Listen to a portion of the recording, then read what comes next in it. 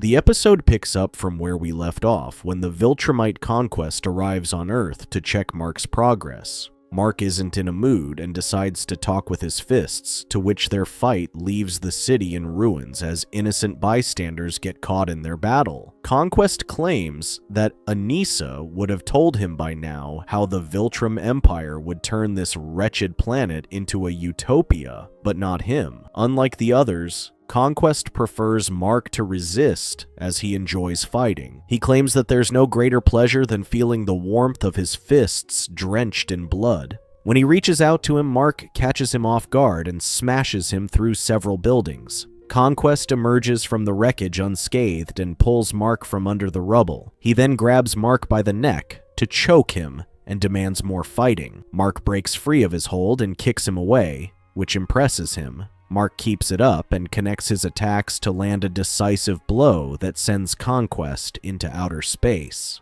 Instead of worrying, Conquest is thrilled and blows a kiss of his blood at Mark, which he charges at him. He grabs Mark and delivers a decisive blow to his head that sends him crashing through several buildings and into the ground. Debbie sees the news and starts to worry about Mark, who is shown getting beaten by a Viltrumite invader. Oliver runs out, wanting to help Mark. As soon as Oliver leaves the house, Debbie cries. Mark slowly stands back up when he feels the ground shake from the force of Conquest flying straight at him, and the impact alone destroys the city for several miles. Oliver sees Conquest beat Mark into the air and smashes him into the ground. He tried to help Mark, but struggled to keep up with them, moving the battle across the city. When he is forced to his knees, Mark asks him to stop trying to convince him to listen, but Conquest tosses him into the ground, claiming he won't give him the chance to surrender. Conquest refuses to end it,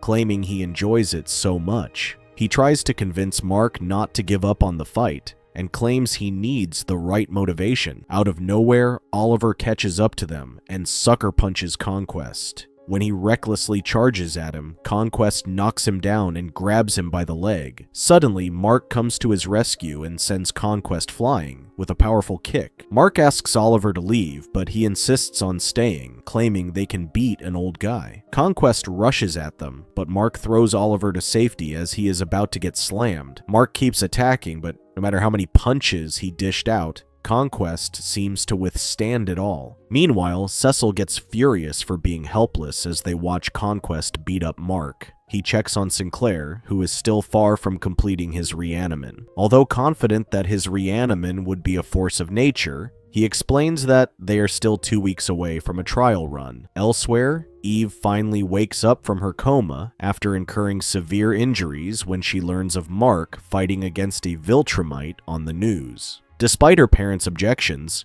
Eve insists on helping Mark no matter what. Cecil tries to explain that this is the strongest Viltrumite they have encountered, which they believe could have even beaten Nolan. He claims she's not ready to return to the field, but she argues that Mark is alone out there and that she might be the only person to help him. Conquest claims he has been playing with him, trying to get to know a new toy. He pulls Mark by the arm and drags him through walls and into the ground. He starts to wonder why he was sent to beat Mark and conquer his planet, claiming it's too easy. Conquest tells Mark how he knew his father when he was younger and described him as having so much potential. He feels terrible that he's been executed just after he left. Suddenly, Oliver jumps in and kicks Conquest away, helping Mark to get back up. Mark insists that he escape worried he might kill him, but Oliver argues that they can take him on calling him to be old. Conquest claims that he might be old but not weak, so he brushes Mark to the sidelines while he deals with Oliver first. He then picks him up and tries to tear him apart,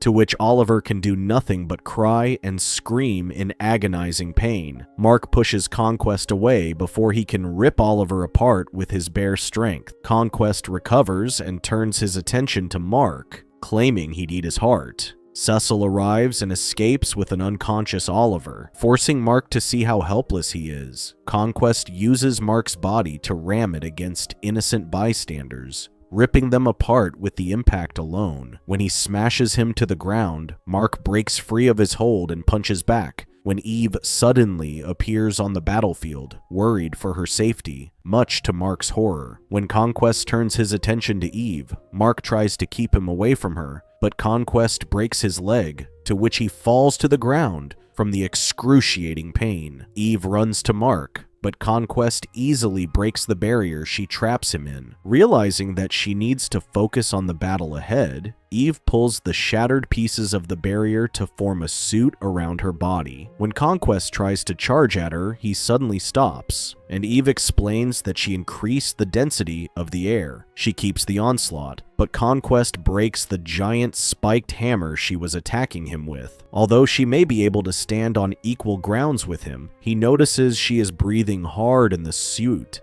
and wonders how long she can keep it up. Despite that, Eve skillfully uses her powers to attack him in every direction. Eventually, Conquest shatters her armor piece by piece until she has nothing left. He then keeps the momentum and delivers a powerful punch that breaks her jaw and stabs her through the stomach, with her insides falling out of her body. Mark recovers just in time to catch Eve as she falls to her death. Mark begs her not to leave him, claiming he couldn't do this without her. Despite his pleas and screams for help, Eve dies in his arms. Conquest criticizes his grief, claiming that such a weakness doesn't exist among Viltrumites. He then thanks him, claiming that it's not often that he gets to cut loose like this. Usually there are so many mission parameters and people who are not to kill. Still, for whatever reason, he was told to conquer Earth by any means necessary. He claims that Mark did something that pissed them off, and for that, he thanked him. Mark responds by declaring that he will kill him no matter how strong or fast he may be. Conquest was impressed that despite everything that happened, Mark still had the nerve to threaten him, so he urged him to bring it on. After gaining momentum, Mark charges at him, and the impact causes Conquest's mechanical arm to break. Mark keeps attacking him, but Conquest grabs and restrains him. Mark doesn't let up and bites a chunk of his shoulder, which forces him to let go of him. He keeps punching him to the ground, but when Mark gets distracted,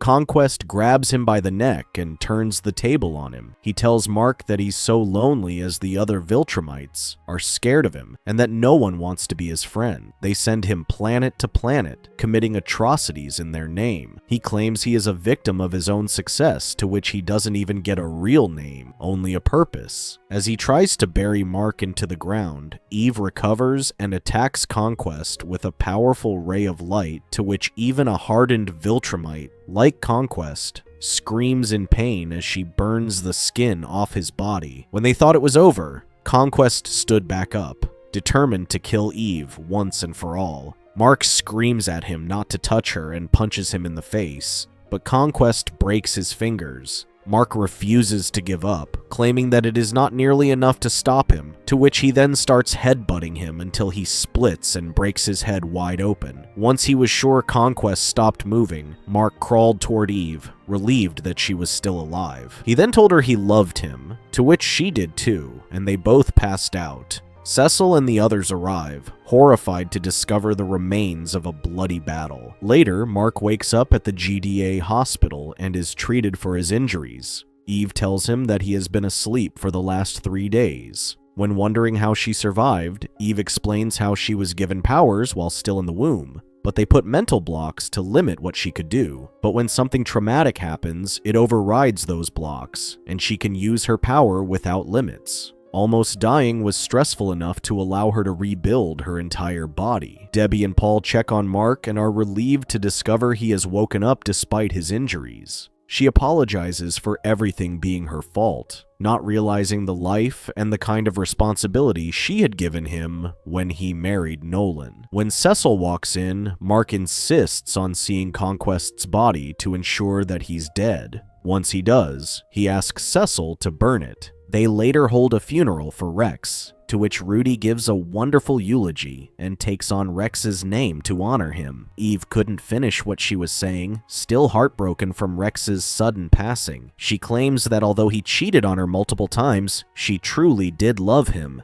Eve wonders why Mark is smiling, to which he explains that he was truly relieved to find out that she was still alive, and they later share a kiss. Meanwhile, sequids, a race of world-destroying parasitic aliens, have overrun the sewers, ready to conquer the surface. At the same time, Battle Beast is picked up floating in outer space by an alien convoy. The technicians finally finish fixing Angstrom's arm. Still, when he asks what they wanted in exchange, they claim they wanted a world of their own after their ambitions destroyed theirs. Donald questions Cecil's decision to keep Conquest alive. Cecil claims that they don't have a choice and explains that they placed him in a 400-ton block of tungsten steel alloy 6 miles underground, which would explode if he so much twitches. He plans to extract every piece of information he's got on the Viltrum Empire, including how to stop them. Oliver insists that he can help Mark and the others with the rebuilding. Mark claims that Oliver was right about the Maulers and Angstrom. If anyone else ever puts his family or anyone he loves at risk, he won't hesitate to kill them. In a post-credits scene, Damien Darkblood, who was banished to Hell, uses magic to summon his master. He reports that he has found a way to return his master to his infernal throne by utilizing a surface dweller of great power. He claims that this surface dweller has abilities far exceeding any other to which his blackened heart will soon be bound to his service. Thank you for watching. Check out these other videos and subscribe and tap the bell to be notified about our latest videos. See you next time.